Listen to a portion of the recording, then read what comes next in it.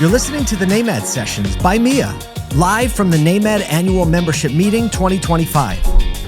Here we are again at NAMAD Sessions by Mia. I'm here with the one and only Brian Kramer, Executive Vice President at Cars Commerce. Oh, someone wants to take a picture. Hey, we got it. More Clubhouse action. I know, the Clubhouse crew is here. Brian, thanks for joining us, giving you a few minutes. You and I just got to make a little bit of trouble on stage. We did. Talked a lot about technology, a lot about what's happening with AI and this unfolding, expanding universe that... It's exploding geometrically. Yes, and most people are starting to figure out there's something going on. The people who have been paying attention probably feel the most behind because they understand it the most. And so I want to start there. I also want to talk about AccuTrade because there is definitely a blocking and tackling that's got to go on in the stores and in the lanes if we're actually going to get the results that we need. So it's not abandon the old way, take the new way. It's like this kind of blending and merging of technologies. No, and it is literally connecting the two. So as fast as the online goes, and I see a lot of people that are going almost too fast on this, and I was guilty of this. And so you can spend all your time driving traffic, and I've been this person in retail where I've got 2 feet in the future, no feet in the present. You've got to be able to straddle both lines, right? Because if not, it can just suck you too far one way or another, or you can cling to the past and not let go. You mean like where you're driving so much traffic and because you're hyper-focused on it, but you're not executing well when the traffic comes in and you're not capturing what you need to? Yes, I've got some groups, and they'll know who I'm talking about, that are like rock stars in marketing, right? If you go to certain events, they know everything, they drive all the traffic, they crush it. But then, and they sell this dream online that they're intentional about being, and they're very strategic. Then the client arrives, and then the nightmare begins, because they have to get back on the Ferris wheel and start all over again. Like, no, actually, I still need you to get all your information. What's your name? Well, I already input all that stuff online. You didn't get my sight unseen trade appraisal, and I uploaded 11 photos of my car, and I put all my service records. There's nothing worse than feeling like you did all the work, and then the customer, how can I help you? You're like, what do you mean? I gave you all this stuff. Right, you and I have talked about this before. You go to a doctor's office after you've done everything online, and they say, here, can you just fill out this clipboard and these 11 sheets? You're like, you're going to need a doctor. Right. Right. Because I feel like I'm in a psychiatric wing. Right.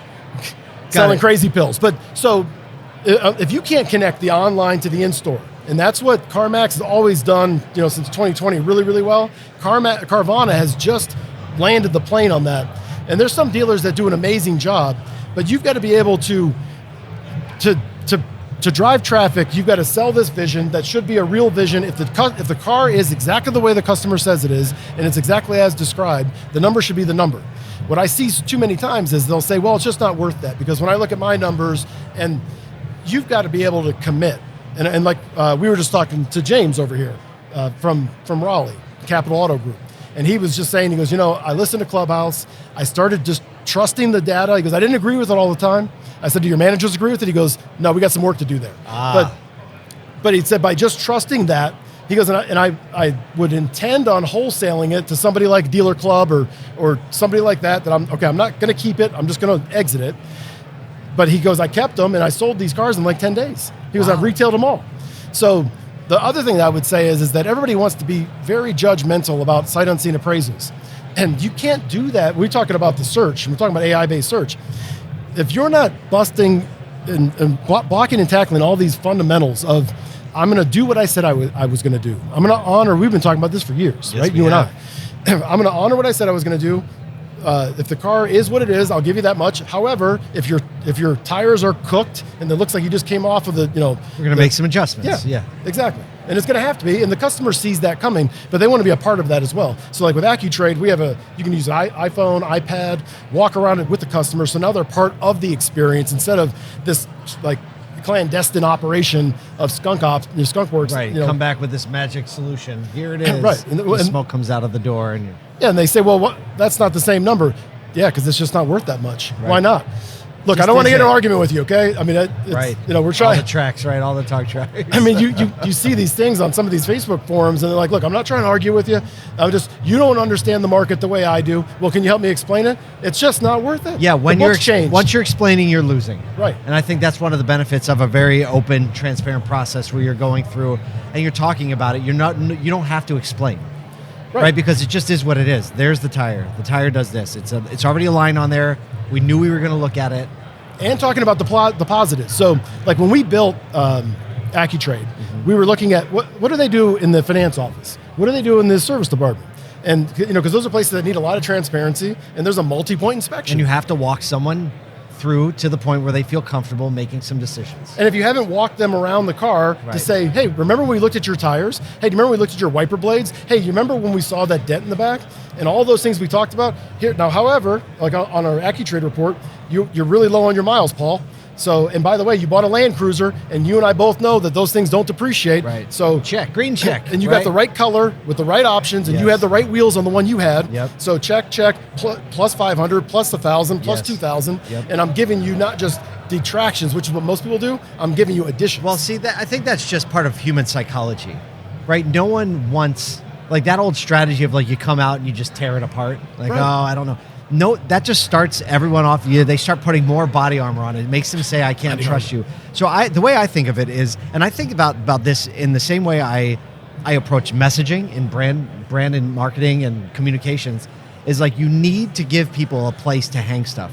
So I say like, we need to give them a hook to hang something on. We're going to hang something on there in the future. We're not right now. And so that in my mind, that's when I see we're going to talk about all these categories. We're going to talk about mileage. There's a hook. We're going to talk about tire wear. There's a hook. We're going to talk about options and equipment. There's a hook. And then once that's very clear, like here are the hooks that we need to hang. You come out, and then you start coming out like mileage. Oh, you're under mileage, right? We're going to hang that on the hook. Green check, right? Everybody gets excited. Oh, tires. Now, tires, we knew we were going to do this. These are actually 330 seconds, which is under 5 that we need them to be. So now we have to hang like an adjustment on that hook. And I think that makes all the difference in the world when you have the process. And I think it's even more important, and something like AccuTrade more important. We were on stage just a few minutes ago talking about the dealers who are winning on appraisals are the ones that, I said, democratize appraisals. They say, we're going to make it so as many people can do appraisals as possible, and you can't leave anything to question once you're giving a lot of people that authority. And we've got huge public groups, 100+ stores, multiple ones that are using AccuTrade to appraise all the cars, the hundreds of thousands of appraisals that they do, because, and it was the one thing that, as I was working with Robert Holland said prior to leaving retail, I kept on saying, and he would ask, what should this be? It just needs to be more simple. You can't make it simple enough. Yes. I want it so simple that at that time, my 11-year-old, who's now about to be 16, can use it, and I want her just to be able to point and click. We've made this business too complicated, too much complexity. So when you remember when I was in retail, I could take somebody from Starbucks and I could upskill them in 3 days to appraise cars. Yes. That used to take 3 to 6 months. If ever. Right. Because you're like, well, I don't know. You got to look at it. You got to get a feel for it. And so that's what you're saying it is. It's like 11-year-old can do it. Is what you're saying. In terms of the validation. Yes. Right? Right. But people, I used to be one of these people, right? I still am in different ways, but stay up till midnight trying to get the edge between me and the other competitor, and I'm going to beat them by $20 so that tomorrow my SRP shows up 2 above them. Yes. And then they come back and they go back and forth, but I'm surgical. But I see that the dealers don't take that same discipline and strategy when it comes to, like, what's your acquisition strategy? Because that's what CarMax does. That's what Carvana does. And that's what the best retailers in the country do, is they get in the back end of AccuTrade. We've got what we call automation rules. And it's literally a digital, not like an auction strategy. We have that too.